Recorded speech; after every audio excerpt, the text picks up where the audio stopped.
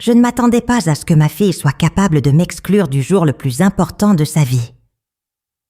Quand j'ai reçu cette carte postale de Lyon, par ce froid matin de mars, avec la photo de la faculté de droit en première page, mon cœur s'est emballé. J'ai cru que Camille m'avait enfin pardonné les années difficiles après le divorce, les disputes d'argent, les fois où j'avais dû travailler au lieu d'être présente. Mais en retournant la carte, je n'ai trouvé que quelques lignes formelles, annonçant sa remise de diplôme, sans aucune invitation, aucune mention de ma présence. Le silence me faisait plus mal que les mots durs que nous avions échangés lors de notre dernière rencontre. Là, debout dans ma petite cuisine avec vue sur le Rhône, j'ai senti le monde s'écrouler de nouveau, comme aux jours les plus sombres du traitement contre le cancer que j'avais vaincu il y a 2 ans. L'odeur des croissants frais de la boulangerie en bas de mon appartement m'a ramené à la cruelle réalité. Lyon s'éveillait à un nouveau jour de printemps. Les rues se remplissaient d'étudiants pressés, de couples se promenant main dans la main, de familles entières se préparant pour des célébrations. J'observais tout cela depuis ma fenêtre, me sentant complètement déconnectée de ce monde de joie partagée. Camille avait toujours été ma raison de vivre, surtout après que Pierre m'ait quittée quand elle n'avait que 15 ans. J'ai travaillé comme femme de ménage dans 3 endroits différents pour payer ses études. J'ai économisé chaque euro pour qu'elle puisse obtenir son diplôme de la meilleure université. Combien de nuits ai-je passé éveillée à coudre des vêtements pour les vendre et réunir l'argent des frais de scolarité? Combien de fois me suis-je privée de petits plaisirs pour qu'elle ne manque de rien? Les larmes coulaient sur mon visage, tandis que je relisais cette carte postale pour la 10e fois. Ma voisine, Madame Dubois, a frappé à la porte, apportant une tasse de café et ses commentaires habituels sur le temps. Quand elle a mentionné, l'air de rien, que sa petite fille obtiendrait également son diplôme de droit cette année et que toute la famille serait présente à la cérémonie, j'ai senti une douleur encore plus profonde dans ma poitrine. J'ai essayé de sourire et de faire semblant que tout allait bien. Mais ma voix tremblait quand j'ai répondu que Camille obtiendrait aussi son diplôme bientôt. Après son départ, je me suis effondrée sur le canapé et j'ai pleuré comme je ne l'avais pas fait depuis les premiers jours de la chimiothérapie. La douleur du rejet de ma propre fille était différente, plus pénétrante que toute douleur physique que j'avais jamais affrontée. C'était une douleur qui s'attaquait à mon identité de mère, remettant en question la valeur de tous ces sacrifices. J'ai passé les jours suivants à errer sans but dans les rues de Lyon, essayant de digérer cette nouvelle réalité. Les vieilles murailles de la ville, qui m'avaient toujours apporté du réconfort, me semblaient maintenant m'opprimer. J'observais d'autres mères avec leurs filles, dans les cafés de la presqu'île, faisant des projets pour des remises de diplômes, des mariages, des futurs partagés. Et je me sentais comme une étrangère, observant une vie qui aurait dû être la mienne. C'est lors d'une de ces promenades, en passant par la place Bellecour, que l'idée a commencé à germer dans mon esprit. Si Camille ne voulait pas de ma présence officielle, j'y serais de toute façon. Non pas pour causer des ennuis ou de l'embarras, mais pour honorer ma fille et nos années passées ensemble. Même si elle ne pouvait pas le voir encore, je savais que notre histoire méritait d'être reconnue en ce moment spécial. Le matin de la remise de diplôme est arrivé avec un ciel bleu cristallin, typique de mai à Lyon. J'ai enfilé ma meilleure robe bleu marine, la même que j'avais portée lors de ma dernière consultation médicale, quand j'avais appris que j'étais guérie. Mon cœur battait la chamade, tandis que je marchais en direction de l'auditorium de l'université. Je voyais des familles entières arriver en groupes animés, tenant des bouquets de fleurs et des appareils photo. J'ai réussi à entrer discrètement et à me positionner au fond de la salle, où je pouvais voir Camille sans être remarquée. Quand elle est montée sur scène pour recevoir son diplôme, ses yeux brillaient de fierté et de bonheur. C'était la jeune femme déterminée que j'avais élevée, et rien ne pouvait diminuer mon amour pour elle. J'ai gardé dans mon sac une petite bouteille de champagne que j'avais apportée, attendant le bon moment. Je savais exactement ce que je ferais à la fin de la cérémonie, quand tout le monde célébrerait. Quand les discours officiels se sont terminés et que les familles ont commencé à se rassembler en petits groupes pour les photos, j'ai pris une grande inspiration et me suis approchée du centre de la salle. D'une voix ferme, j'ai demandé l'attention et j'ai levé ma coupe de champagne. « Je voudrais porter un toast à ma fille Camille », ai-je commencé, sentant tous les regards se tourner vers moi. J'ai parlé des nuits passées à étudier ensemble, de sa détermination à surmonter les difficultés financières, de la fierté que je ressentais en la voyant réaliser ses rêves. Je n'ai pas mentionné l'absence d'invitation ni ma douleur. J'ai seulement célébré la femme extraordinaire qu'elle était devenue. J'ai vu ses larmes couler quand elle m'a finalement reconnue dans la foule. À ce moment, sous les lumières dorées de l'auditorium, mère et fille se sont retrouvées et Lyon a été témoin d'une réconciliation qui allait changer nos vies pour toujours. Le silence qui s'est fait dans l'auditorium après mon toast était assourdissant. J'ai senti le poids de centaines de regards sur moi, certains curieux, d'autres compréhensifs, beaucoup surpris. Camille est restée immobile sur scène, ses mains tremblant légèrement tandis qu'elle tenait le diplôme qu'elle venait de recevoir. Ses yeux verts, si semblables aux miens, étaient remplis de larmes qu'elle tentait de retenir. Pendant un instant qui a semblé durer une éternité, nous nous sommes juste regardés à travers cette foule d'inconnus. Je savais que j'avais tout risqué avec ce geste public, que cela aurait pu provoquer encore plus de distance entre nous. Mais je savais aussi que certaines paroles devaient être dites, même si cela devait coûter notre relation pour toujours. Le champagne dans ma coupe brillait encore d'or sous les lumières, comme une petite promesse que l'amour d'une mère ne s'éteint jamais, même dans les moments les plus difficiles. Lentement, Camille a descendu les marches de la scène, ses talons résonnant sur le parquet de l'auditorium. Chaque pas qu'elle faisait vers moi faisait battre mon cœur plus fort. Les gens autour de nous ont commencé à s'écarter discrètement, créant un cercle d'intimité au milieu de la foule. Quand elle est finalement arrivée près de moi, j'ai pu voir qu'elle pleurait silencieusement, ses larmes laissant de petites taches sombres sur le tissu de sa robe de cérémonie noire. « Maman », a-t-elle murmuré, utilisant pour la première fois depuis des années le mot affectueux qu'elle employait quand elle était enfant. Sa voix était étranglée, chargée d'une émotion que je n'avais pas vue depuis longtemps. Je lui ai tendu ma coupe de champagne, un geste simple mais lourd de sens. C'était ma façon de dire que, malgré tout, je serais toujours là pour célébrer ses victoires, invitée ou non. « Je ne savais pas que tu viendrais », a dit Camille, acceptant la coupe de ses mains tremblantes. Son aveu sonnait comme des excuses déguisées. « Je ne savais pas si tu voulais que je sois là. » Ai-je répondu, essayant de garder ma voix ferme. Autour de nous, d'autres familles continuaient à leur célébration. Mais j'avais l'impression que nous étions dans notre propre monde, protégés par une bulle de réconciliation fragile. Camille a bu une gorgée de champagne et a fermé les yeux un instant, comme si elle savourait non seulement la boisson, mais aussi le moment qu'elle ne s'attendait pas à vivre. « J'étais en colère », a-t-elle avoué, en regardant le sol. « En colère que tu sois tombé malade, que papa soit parti, que nous ayons traversé tant de difficultés. Je voulais que ma remise de diplôme soit parfaite, sans complications. » Ces mots m'ont frappé comme un coup de poing, mais m'ont aussi apporté une compréhension que je n'avais pas auparavant. J'ai posé doucement ma main sur le bras de Camille, sentant la texture rêche de la robe de cérémonie sous mes doigts.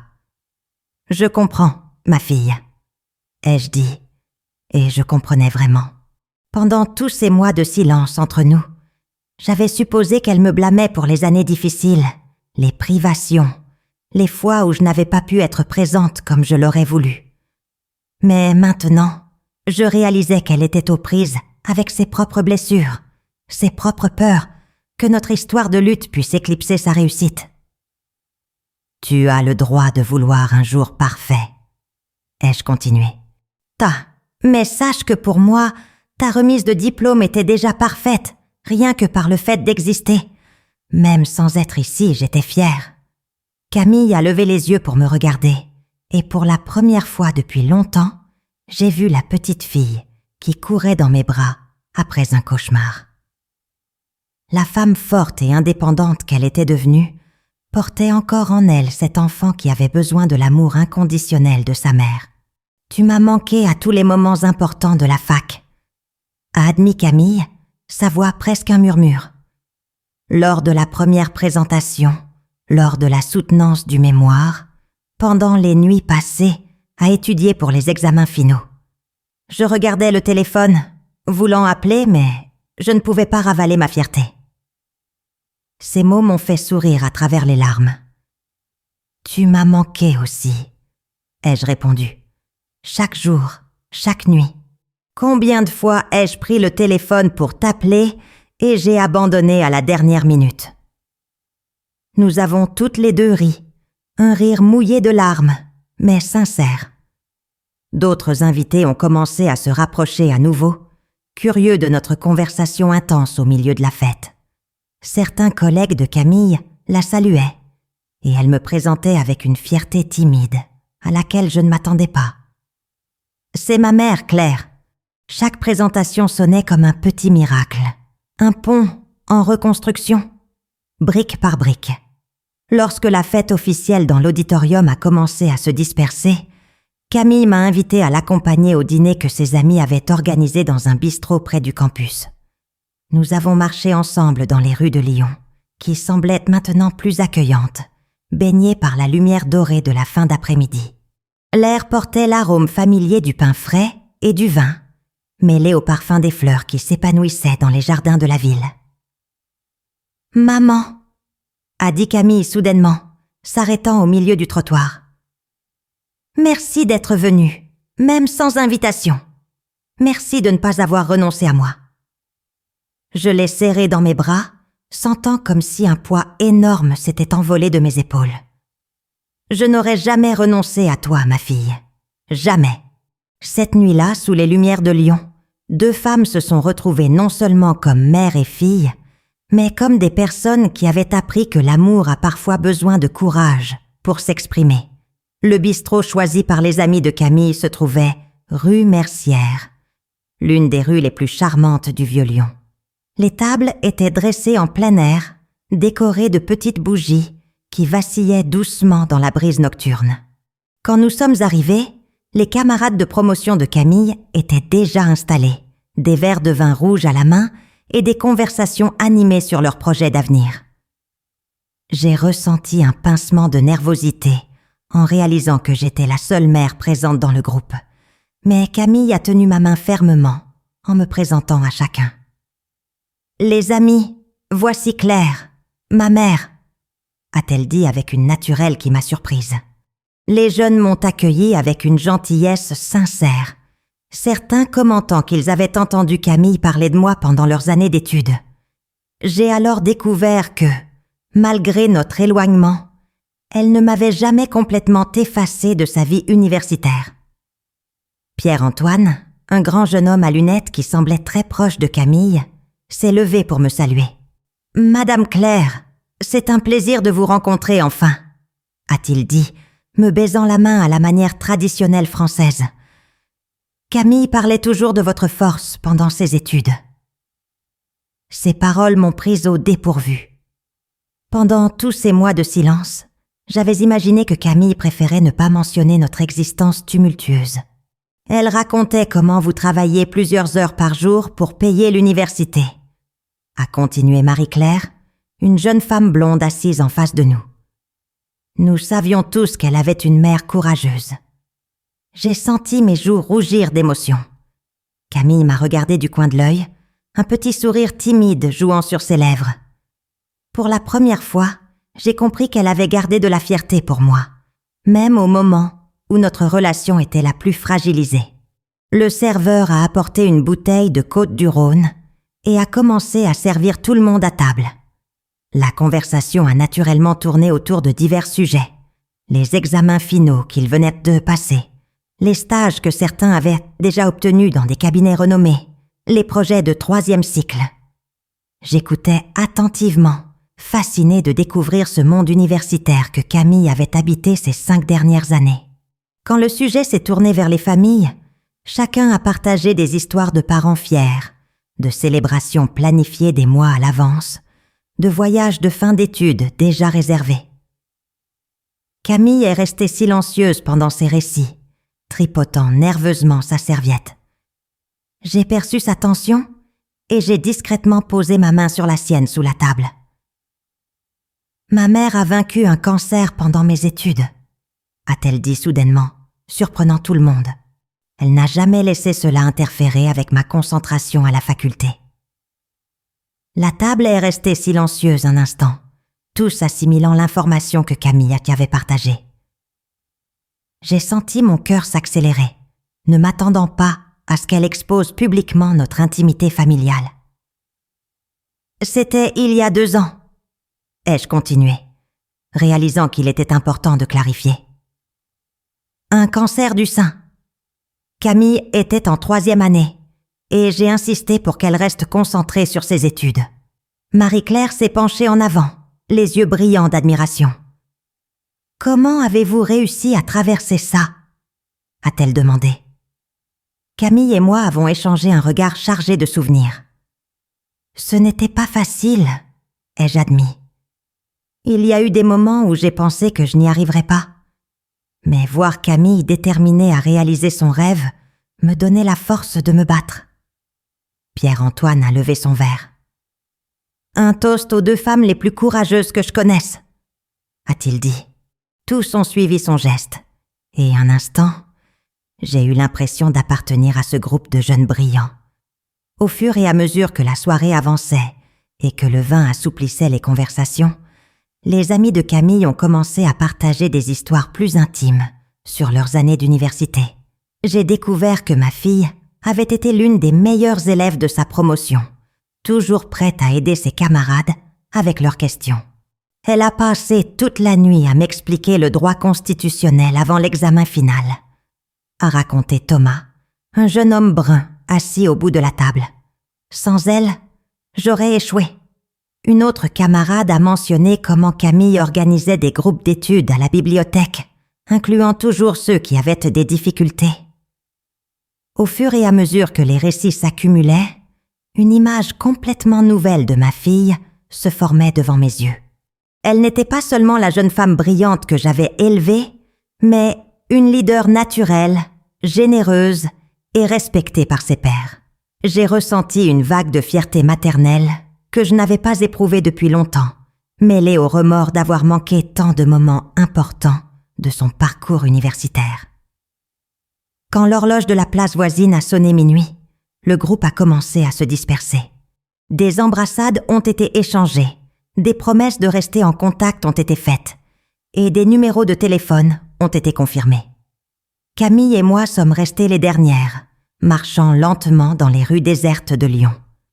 L'air nocturne était frais, imprégné de l'arôme des boulangeries qui commençaient déjà à préparer le pain pour le lendemain. « Merci d'être venue, maman », a dit Camille, brisant le silence confortable qui s'était installé entre nous. « Merci de m'avoir permis de rester », ai-je répondu. Elle s'est arrêtée sous un lampadaire, ses yeux reflétant les lumières jaunes de la rue.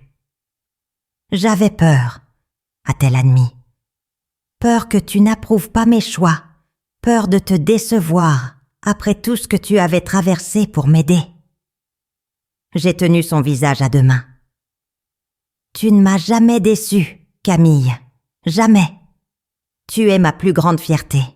Là, dans cette rue silencieuse, nous avons scellé notre réconciliation par une étreinte qui a effacé des années de malentendus. 3 semaines après la remise de diplôme, Camille est apparue inopinément à ma porte un samedi après-midi. Elle portait 2 sacs du marché et un sourire timide qui me rappelait la fillette de 10 ans qui m'aidait à cuisiner les week-ends. « J'ai pensé que nous pourrions faire un dîner ensemble », a-t-elle dit, soulevant les sacs. « J'ai acheté les ingrédients pour faire ta ratatouille, si tu te souviens encore de la recette. » Mon cœur s'est rempli d'une joie que je n'avais pas ressentie depuis des années. J'ai ouvert grand la porte, la laissant entrer dans le petit appartement qu'elle n'avait pas visité depuis presque 2 ans. J'ai vu ses yeux parcourir les pièces familières, s'arrêtant sur ces photographies que je n'avais jamais retirées des étagères, même pendant nos pires moments. « Tu as tout gardé !» a-t-elle murmuré, touchant délicatement une photo d'elle quand elle avait reçu le prix de meilleure élève du lycée. Nous avons cuisiné côte à côte, comme au bon vieux temps, elle coupant les légumes pendant que j'assaisonnais la viande. L'appartement s'est rempli des arômes familiers, d'ail, de tomates et d'herbes fraîches que nous avions achetées au marché du matin. Pendant la préparation, nous avons parlé de choses simples. Le travail qu'elle commencerait au cabinet d'avocat la semaine prochaine, mes projets de reprendre des cours de peinture que j'avais abandonnés pendant le traitement. Il y avait une légèreté dans notre interaction que je n'avais pas ressentie depuis longtemps. « Tu te souviens quand tu m'apprenais à cuisiner ?» a-t-elle demandé souriant en remuant la poêlée. « Tu disais toujours qu'une femme indépendante devait savoir prendre soin d'elle-même. » J'ai souri, me souvenant de ces après-midi où elle se tenait debout sur une chaise pour atteindre la cuisinière. « Et regarde où cela t'a mené !» ai-je répondu, observant la femme confiante qu'elle était devenue. Quand nous nous sommes assises pour dîner, Camille a sorti une bouteille de vin de son sac. « Côte-du-Rhône » a-t-elle annoncé. Le même que nous avons bu le soir de la remise de diplôme. J'ai servi le vin dans 2 verres que j'avais reçus en cadeau de mariage il y a plus de 20 ans. Des reliques d'une vie qui semblait appartenir à une autre personne. « Maman » a commencé Camille, faisant tourner la coupe entre ses doigts. « Je dois te demander pardon. Non seulement pour ne pas t'avoir invitée à la remise de diplôme, mais pour tous ces mois de silence. » Sa voix était sérieuse, chargée d'une maturité que je reconnaissais comme nouvelle. Je gérais mal tout ça. Ta maladie, le divorce de nos parents, la pression de la fac. Au lieu de chercher ton aide, je me suis éloignée. J'ai tendu ma main à travers la petite table, touchant la sienne. Nous apprenions toutes les deux à faire face à des changements que nous n'avions jamais imaginés. « Tu sais ce qui me faisait le plus mal ?» a continué Camille, buvant une gorgée de vin. « C'était de savoir que tu traversais tout ça seule, pendant que je faisais semblant de pouvoir mener ma vie sans m'inquiéter. Quand j'ai appris pour le cancer, j'étais terrifiée à l'idée de te perdre, mais je ne savais pas comment exprimer cette peur. » Ces mots m'ont profondément touchée. Pendant tout le traitement, j'avais tenu à paraître forte devant elle, à minimiser ma douleur pour qu'elle puisse se concentrer sur ses études. Peut-être aurais-je dû te laisser m'aider davantage, ai-je admis. Peut-être aurais-je dû te montrer que j'avais aussi besoin de soutien. Camille a secoué la tête. Tu as fait ce que tu as cru bon. J'aurais dû insister pour être présente, peu importe ce que tu disais. Nous sommes restés silencieuses un instant, savourant le vin et cette nouvelle honnêteté entre nous. Après le dîner, Camille m'a aidé à faire la vaisselle. Puis nous nous sommes installés sur le petit canapé du salon, avec une tasse de thé chacune. Elle a sorti une enveloppe de son sac et me l'a tendue avec précaution. « Ceci est pour toi », a-t-elle dit. À l'intérieur, il y avait une photo professionnelle d'elle, en toge et mortier, avec une dédicace manuscrite. Pour maman, qui m'a appris que la force ne signifie pas tout affronter seule. Avec amour et gratitude éternelle, Camille. Mes yeux se sont remplis de larmes en lisant les mots que j'avais tant attendus. J'en ai fait faire plusieurs copies, a-t-elle expliqué. Une pour toi, une pour moi, et j'en ai gardé une pour quand j'aurai ma propre famille. L'idée qu'elle pensait déjà à perpétuer notre histoire, en m'incluant dans ses projets futurs, m'a rempli d'un espoir renouvelé. Je veux que mes enfants connaissent la grand-mère courageuse qui a tout sacrifié pour mon éducation. Quand Camille s'est préparée à partir ce soir-là, elle s'est tournée vers moi à la porte. « On pourrait en faire une tradition ? Les dîners du samedi, je veux dire. » Sa question a sonné presque hésitante, comme si elle craignait encore que je la rejette. « Bien sûr », ai-je répondu, la serrant fort dans mes bras. tous les samedis où tu veux. Alors que je la regardais descendre les escaliers de l'immeuble, me faisant un signe avant de monter dans sa voiture, j'ai senti que quelque chose de fondamental avait changé entre nous. Nous n'étions plus seulement une mère et sa fille, essayant de surmonter les ressentiments du passé, mais deux femmes adultes, construisant consciemment un nouveau type de relation. Lyon brillait sous les lumières nocturnes à l'extérieur, et je savais que, pour la première fois depuis des années, l'avenir semblait plein de possibilités. Le toast que j'avais porté à la remise de diplôme n'avait été que le début d'une nouvelle histoire que nous écrivions ensemble.